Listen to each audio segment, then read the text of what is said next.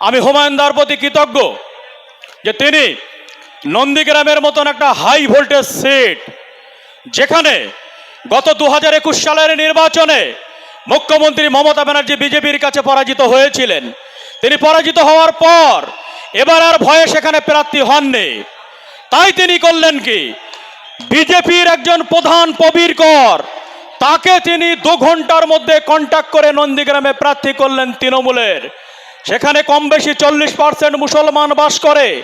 মুখ্যমন্ত্রী মমতা ব্যানার্জি মুসলমানদের কথা মাথায় রাখেননি, তিনি মুসলমান প্রার্থী করেননি। তিনি কি করলেন, তিনি বিজেপির থেকে একজনকে নিয়ে প্রার্থী করলেন। এটা 2 ঘন্টা সিদ্ধান্ত ছিল না, এটা ছিল আরএসএস এবং বিজেপির সঙ্গে দীর্ঘদিনের ওনার সাথে যে বোঝাপড়া, তার চিন্তা ভাবনার ফল প্রকাশ হচ্ছে ওই প্রবীর কর বিজেপি থেকে আসা প্রার্থী। তো এই সমস্ত করে এবার আর উনি ক্ষমতায় থাকতে পারবেন না, কারণ বাংলার জনগণ এতদিন 15 বছর ধরে প্রচুর সহ্য করেছেন। এই 15 বছরের অত্যাচার থেকে মুক্তি পেতে চাইছে হুমায়ুন কবিরের নেতৃত্বে। তাই বাংলার জনগণের উদ্দেশ্যে হুমায়ুন কবিরের যে দল, আম জনতা উন্নয়ন পার্টির যে সিম্বল প্রতীক, তার নাম হচ্ছে বাঁশি, অর্থাৎ হুইসেল চিহ্ন। আমরা এখানে হুইসেল বাজাবো, আর বাংলায় যত চোর চাপটা চিটিংবাজ, দুর্নীতিবাজ, ডাকাত, ওই স্বৈরাচারী অত্যাচার আমাদের এই বাঁশির আওয়াজ শুনে বাংলা ছেড়ে পালাবে, তারা পাকিস্তানে যাবে না, প্রতিবেশী বাংলাদেশে যাবে, সেই জায়গা ঠিক করে রাখুক।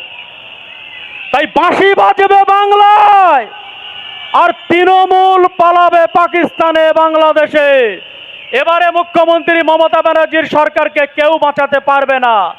উনি আইওয়াশ করার জন্য 74 জন বিধায়ককে টিকিট না দিয়ে তিনি নতুন 74 জন লোকের নাম ঘোষণা করেছেন, কোটি কোটি টাকা রফা করে, যে কারণে বিভিন্ন জায়গায় সেই সমস্ত এমএলএরা টিকিট না পেয়ে ক্ষোভ প্রকাশ করে বলছেন আইপ্যাক আর ওই যুবরাজ ভাইবোকে টাকা দিতে না পারায় তারা টিকিট পাননি।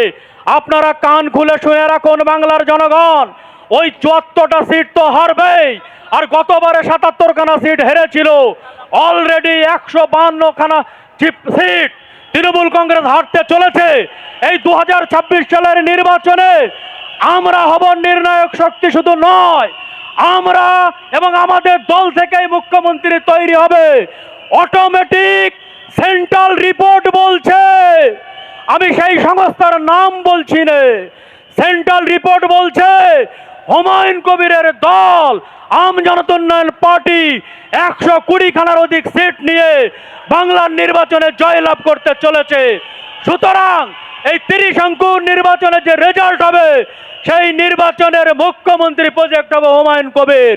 তাই বাংলার ঘরে ঘরে বাঁশি বাজিয়ে যে সমস্ত ঘুমন্ত মানুষগুলো আছে, যে সমস্ত মানুষগুলো এখনো চোরচাপটা চিটিংবাজ তৃণমূলের সঙ্গে আছে, এই বাঁশি বাজিয়ে তাদেরকে জাগিয়ে দিয়ে বলুন, আর নয় তৃণমূল, আর নয় তৃণমূল, এবার বাজবে হুইসেলের আওয়াজ।